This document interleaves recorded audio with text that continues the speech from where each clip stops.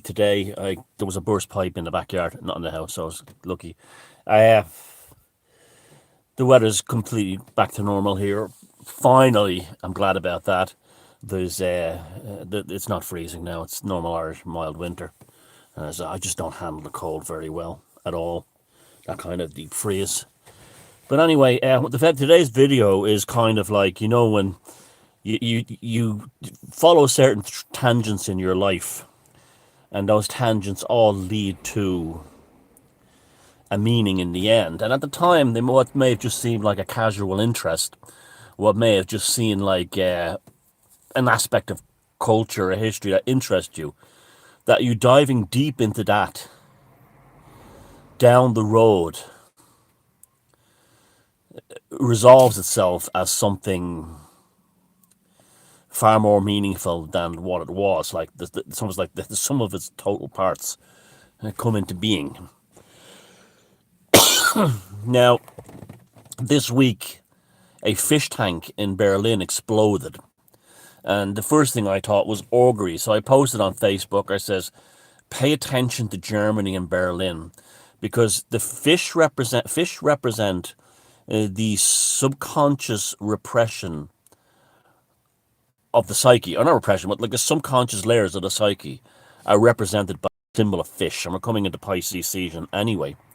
And so I said, that's so much of an augury. It's going to be some kind of, something's going to happen to bring us to Germany, or bring Germany into focus and stuff like that. Now, as you know, I wrote a book in 2013 or 14, I think it was called Walpurgis Night. It was about how German folk magic and German folk witchcraft had basically been co-opted by the National Socialists in order to basically hex and hypnotize the people of Germany.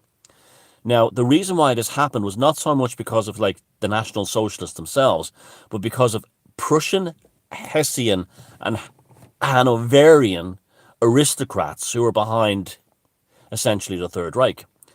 It's like that movie Cross of Iron, where David Warner, as the German lieutenant, gives that speech where he says, talking about the Prussian officer, he said it doesn't matter if Stalin wins or Hitler wins. When this war is over, he'll still go back to his Prussian castle with his servants and all his money and everything.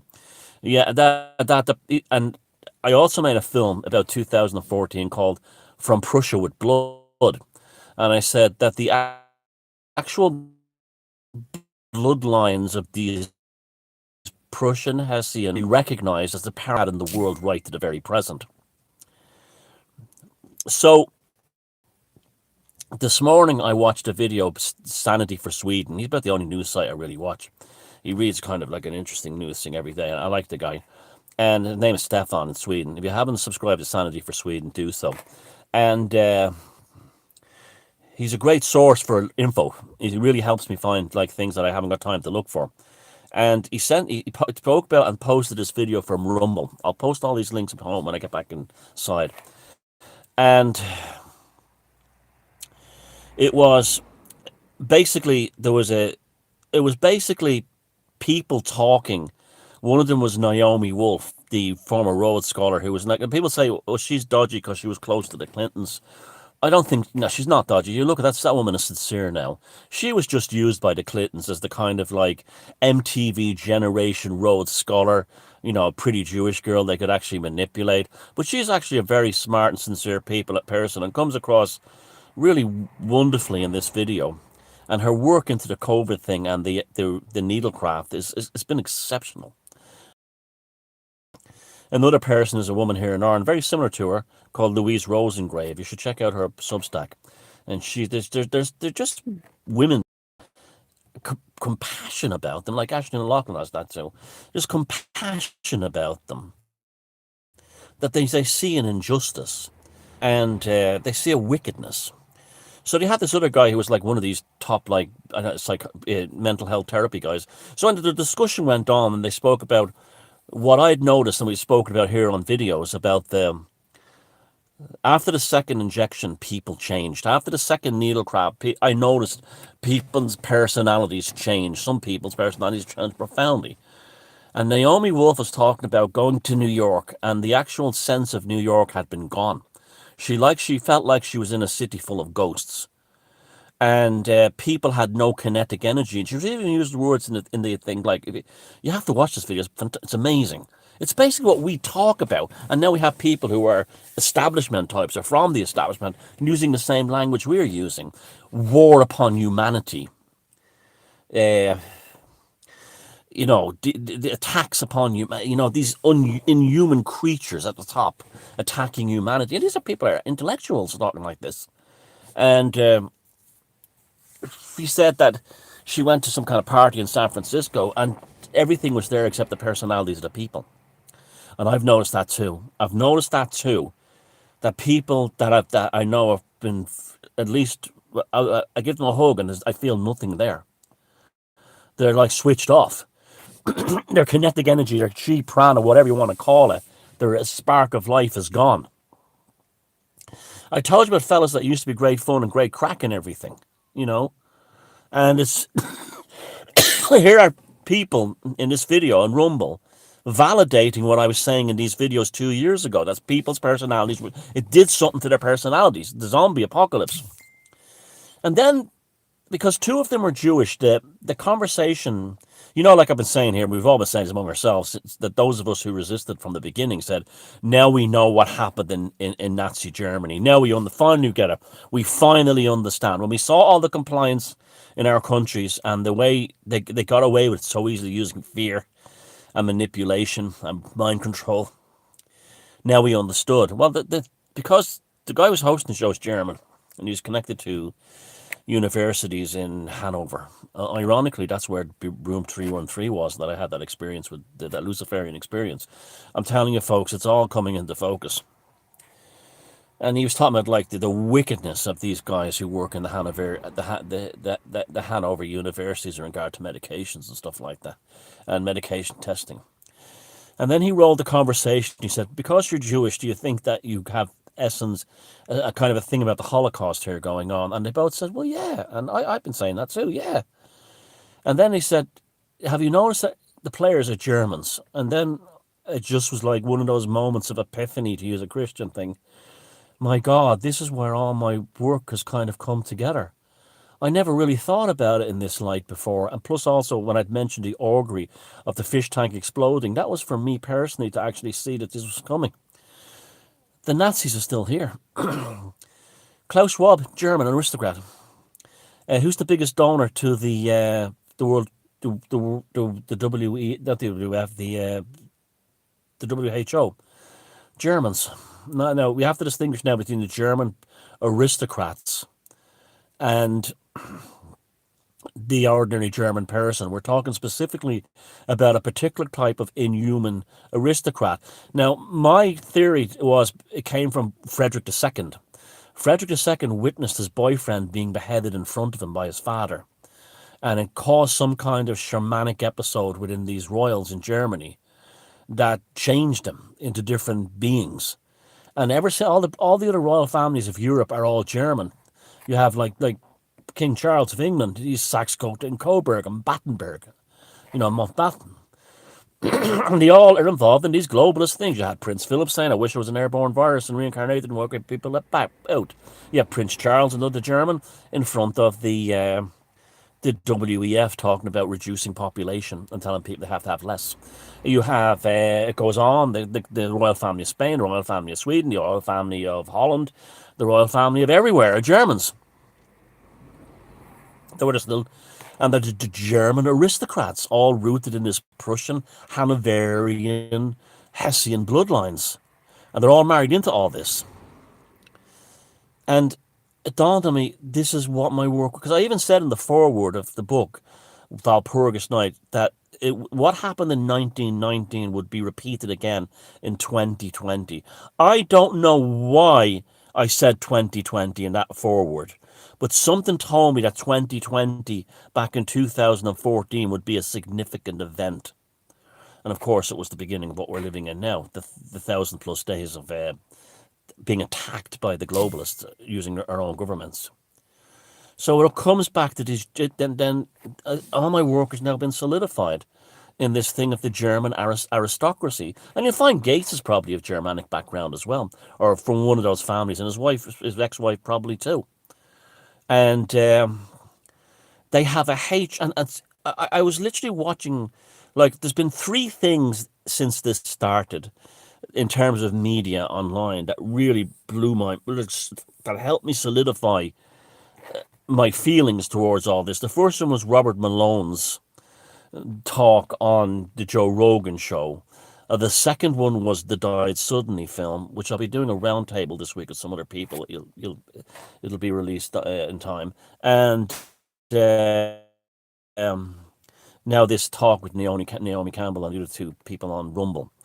It's just like to hear people from a mainstream academic background talking about almost like talking about zombies, the people being turned to zombies, and speaking in terms of the WEF and the WHO as, you know, non-human forces attacking humanity. Exactly what I spoke about in when I, broke the house record New Horizons last week. The same thing. It registers with people. We're under attack by non-human forces. And it's not just at the healthcare level and the whole needlecraft thing. It's things like trying to legalise paedophilia. It's things like your man Enoch Burke in Dublin refusing to, a little bastard wanted to be called a girl. Then like, the Irish Tom said we have to do something about this because he's just been used as a weapon in the culture wars. Fuck you. You brought the culture wars to us.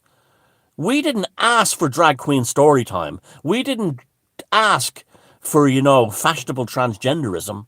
We none of us asked for this. You brought this to us. We are not in a culture war. We are in a war of defense. The people in East Wall did not cause that issue. It was foisted upon them. The culture war was only declared in one direction. And as soon as any inkling of the people standing up against it, you all throw a tizzy and pretend you're victims.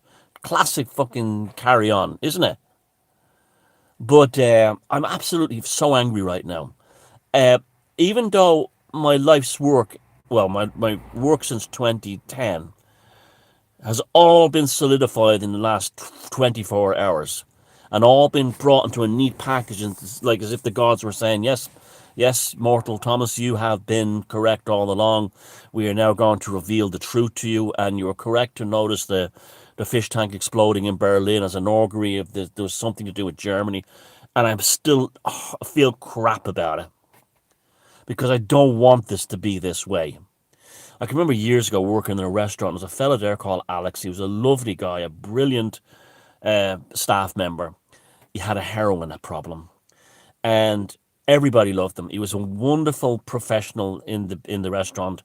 The customers loved him. People working with him, we all loved him. The management loved him, but there was money being stolen from the till, and we were paid in checks that we cashed outside, and so everybody knew it was probably Alex.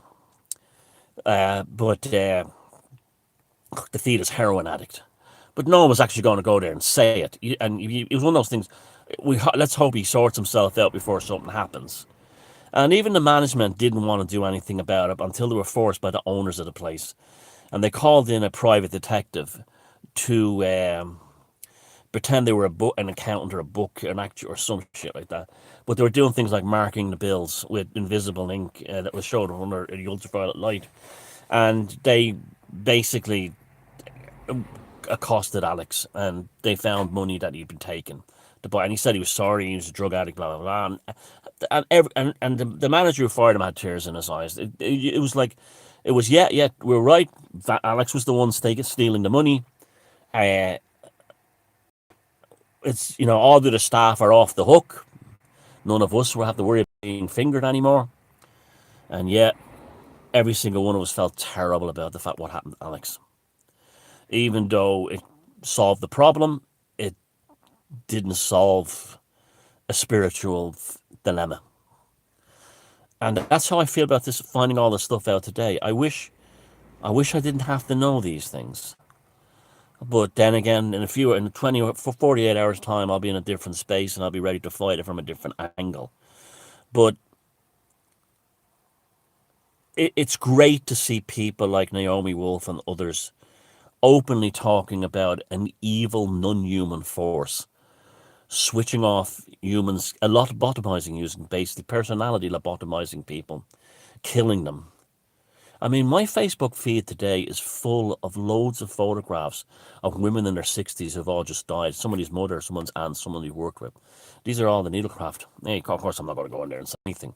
But then these would be people that are like, well, that's what it is. You know what that's what it is. They're all dying at the same time. And this Christmas will be, next Christmas, we'll be living in a very different world. Next Christmas, we will, my thing is like, my attitude is when they get their population reduction, then they'll leave the rest of us alone. This is only a temporary thing to get the young people to young men to castrate themselves, to get the young women to just basically die, to get everyone else. 67% of the world is now needle crafted to some degree. That means 33%. Huh, interesting number. Isn't. And I think when they all start dying, and they're dying, I think they'll let us, they leave us be. I think that that's they won't. These people see human beings as a virus upon the earth. That Prince Philip statement about airborne virus, that's how they think. This is how these Prussian Hanoverians, Hessians all think. So, this is black magic. This is magic. This is why I study magic. This is why I was drawn to Dennis Wheatley and stuff like H.P. Lovecraft. This stuff is all going to come true in my lifetime. I wish it didn't, but it did. It did. So I'm too upset now to really talk about much more about this. I'm really upset. And just think of like people who've never harmed. I keep thinking about that guy Alex. He never harmed a soul in his life, and yet fate dealt him a horrible blow. And now I look around at people who've never harmed anyone in their life. And yeah, I mean, it's obvious. I mean, I know that I'm doing the work of the gods. I know that. The fact that so many doors have opened for me, and I've got this thing, and all those things have clicked at the same time too. I know all those people have, well, not many of them, but the ones who like, you've all seen I had terrible trouble with stalkers and people who are possessed by demons and stuff like that. The demons will work through these people to attack me. They'll find damaged, broken, and weak people, and they'll use them to try and get at me. And I know that's all part of the game. I know that's all part of the game. And I know that, like, if I have to look back on my work from this point today, it's been very successful. It's been very, like, all my theories have basically come to pass as fact. But I still hate every fucking minute of that, knowing that that's fact. I'm sorry I'm not in the best mood today. I'll be in better shape next time. The sanguine gnosis and look after yourselves. And watch those links.